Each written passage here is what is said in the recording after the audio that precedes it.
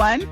Welcome to my channel, Budget for Success. Woo! My name is Onyx, and I am here to talk to you about budgeting tips and tricks to get ready for retirement and financial freedom.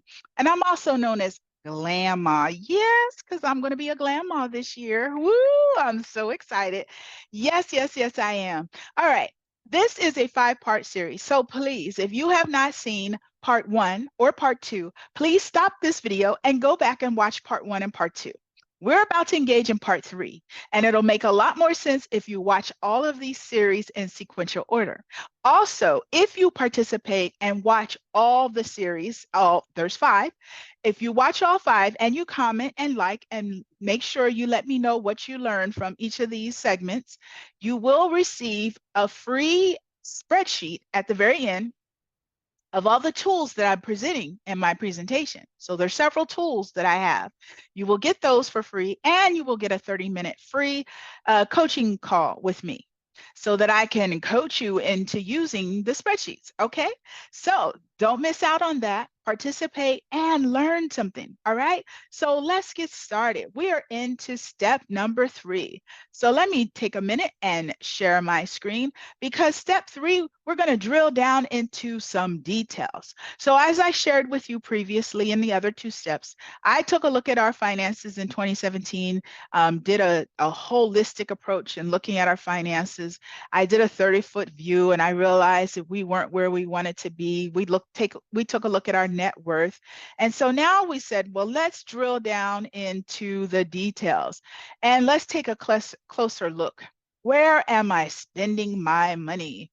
Mostly me spending money. My husband spends money too, but his is in the business. I was spending money everywhere. I was doing it for the family, right? I was doing it for the family. What things did I have on automatic draft? It was amazing how much stuff I was letting come out of the account just automatically. I no longer do that. So nothing is on automatic draft any longer. So I pay for everything. If there's a company out there that says we only do automatic draft, I am now saying, no, I do not do business with you. And so, I'm sorry, I do have one item still on automatic draft that will be paid off next year. But I have it coming out of an account I don't use, and I feed it money when it's time for the payment. I also had to look at some things like, are there services that I can get from other locations for less, or different businesses for less? I really had to take a hard look at everything that was being done in our finances. And I should tell you, the way I did this was I did a budget. I pulled all of my expenditures from the bank. I mean, I pulled every transaction and I categorized every transaction and sorted it. I did it for a 6-month period. I should have probably even done a whole year, but I really wanted to get an essence in the sense of where my money was going. For those of you that pull your data or put it in QuickBooks every month, all you need to do is run a transaction detail. But if you don't put your transactions in QuickBooks and you just kind of are spending money, you can go to your bank's website if you have online banking and get a CSV file, which is basically a transaction file that you can download into Excel. If you are not able to do that from your bank, you can go into your bank, hopefully, and get that information, or call them and ask them to send you that information.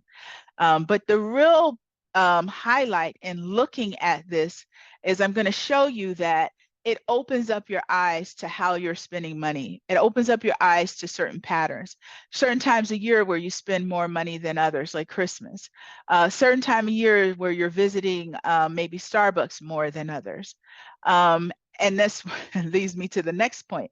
Are there businesses out there where you visit them so frequently, you literally could pay someone's salary with the money that you spend there? And there could be something where you just do it as a no-brainer. You stop by the juice bar every day. You just don't even think about it, and you get the juice bar. If you're going by the juice bar every day, maybe it's time to buy a juicer. I don't know, but just this will help you take a look at actually how much money you're spending on a yearly basis. All right. So what did I discover when I took a hard and honest look at my finances? Number one, beauty products. My goodness, I spent a lot of money on beauty products, but it wasn't so much that I spent a lot of money because some beauty products I use are expensive, but I use them for my skin and I have very sensitive skin. But what was interesting was that not only did I spend a lot of money on beauty products, but when I went and my husband redid our bathroom and I had to stock all of the drawers and the shelves, and I had so many half-used products, unused products, stuff that I was like, oh, I'm going to get this. I need this. I need that. And I never even used it. They're still sitting in the bathroom now. So I took a hiatus on buying any new products, right? I just like, no more, Onyx. Use what you have here. And then once you've exhausted all that, then you can move on to other things. But you really don't know how much you spend until you sit down and you do a extract of all your transactions and you sort them by categories, and you will see how much money that you actually spend a year. Travel costs, not that travel costs are bad. Travel costs, you know, sometimes are necessary. But you also can look at how do you maximize any savings that you could take advantage of with your travel costs. Are there discounts? Are there cheaper times to travel? My husband and I, we don't typically vacation in the summer. There are some exceptions, but we try to go times where it's cheaper to fly. So October, November are good times, or even, you know, sometimes May after spring break, but before the summer are good times, or at the beginning of the year, maybe around February. You know, it just varies, but definitely taking advantage of that. The other piece that I discovered was I would always just charge it. So we're going to go away. Okay, I go put it on my credit card. I'll pay it off. But then that was creating this cyclical pattern with the credit card. So every time we wanted to go somewhere, I had to charge it. And then I would spend the next 6 months to a year paying it off. Then we wanted to go somewhere again, I had to charge it and then spend all this time paying it off. Meanwhile, I'm paying a lot of money in interest. So we have created a system now whereby we only travel if we have the money saved. Once the money has been saved, we can travel. I'll use the credit card for the points. I just got $157 back the other day for using our credit card for travel costs. But I paid that credit card off immediately because I had the cash. I had a budget set up for it.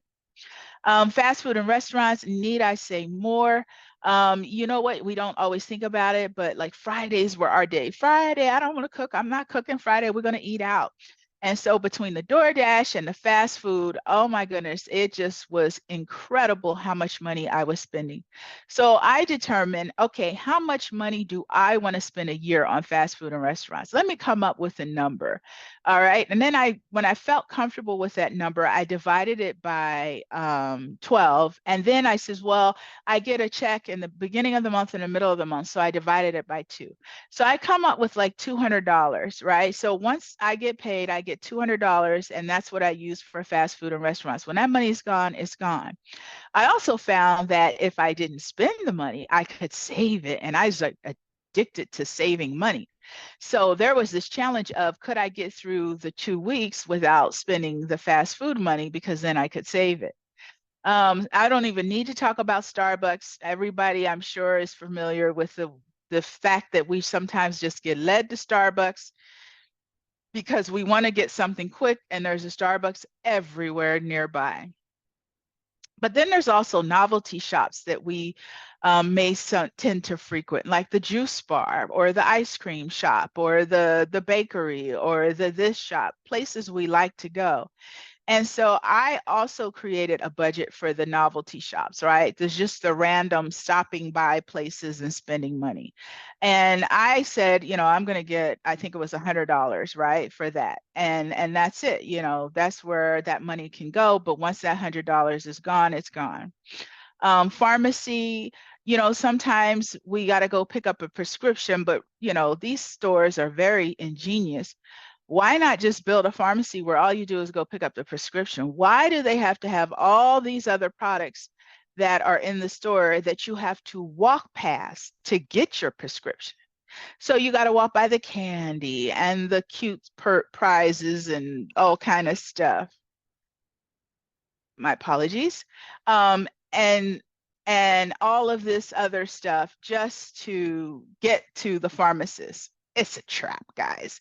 It's so that you spend more money. And I got tired of being whimsical to those marketing tactics. I decided to be more intentional with my spending. So subscriptions and memberships, man, I got aggressive. In fact, I canceled basically everything and was like, okay, what do I want to keep? Like, what do I want to have? And I'll go sign up for it. But for right now, I'm canceling everything. And if I can live without it, then we just, we're going to live without it. And I think I added 2 subscriptions back. So that number came down drastically. There are some subscriptions that I have with my business that are essential for my business. But other than that, just to have, no. We also got lucky because we were able to get like Netflix and things like that through T-Mobile. It was a cool deal. And then groceries. Yes, we created a budget for groceries because we were just spending money on groceries. It was ridiculous. We were going to the grocery store once a week. And so I finally just put myself on a budget with the groceries. And when I put ourselves on a budget, I stopped going to the grocery store every week and started going twice a week. And it would look like there was no food in the house. My son would go, there's no food. But yet there's food in the cabinets, there's food in the freezer. It's like, no, yeah, there's food. Look, watch. Let me show you. Open up the freezer. Look at all this food that's here. You need to defrost it, cook it, and you've got food. So it was this concept where, if it wasn't something readily available, there was no food in the house. Oh yeah, there was food. Uber, for some reason, we have 3 vehicles, but we use the heck out of Uber. When I did the analysis, man, was there a lot of expenditures to Uber. And then also, was I putting enough money in for retirement? No, my CPA was like, are you maxing out and paying the maximum that IRS allows? And I was like, well, no, but I think I'm doing a generous amount. He's like, well, if you're not maxing out, I can't even talk to you about other investment opportunities until you max out. I was like, oh my God. And so I took a dive, like I just took a leap. I just maxed out. I was like, I'm just going to do it. And I maxed out the maximum amount that you could put into retirement a year. And believe it or not, I survived. Like I took the rest of the money that was left out of my check and I made it work. Can everybody do that? No, maybe not, but you have a goal now. Work towards that. If you get a raise, instead of taking the raise, increase your retirement because it will make a huge difference 5 years from now. Trust me, it adds up very quickly.